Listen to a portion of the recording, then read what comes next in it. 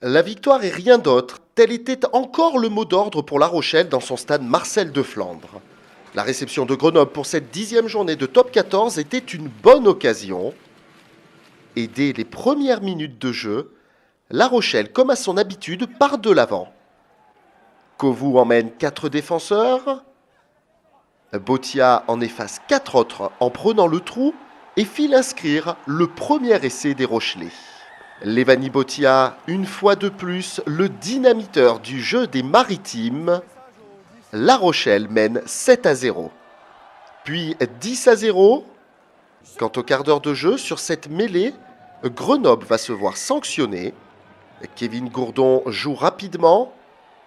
Ricky January enchaîne et les temps de jeu vont se multiplier dans le camp adverse. La Rochelle qui pilonne devant les 22 mètres et qui écarte sur l'aile où Kevin Gourdon arrive lancé. Au départ et à la conclusion de ce second essai rochelais, Kevin Gourdon fait exploser Grenoble.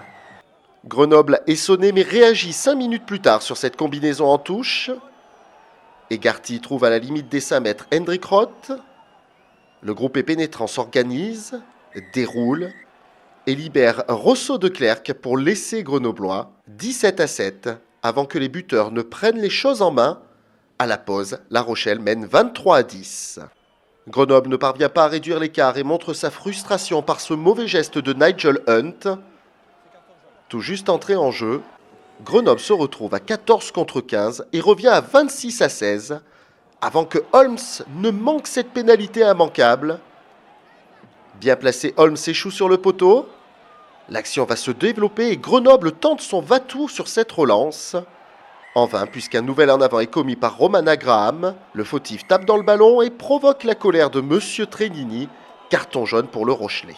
Les joueurs grenoblois tentent des relances. Aplon remonte le ballon et sert Dupont.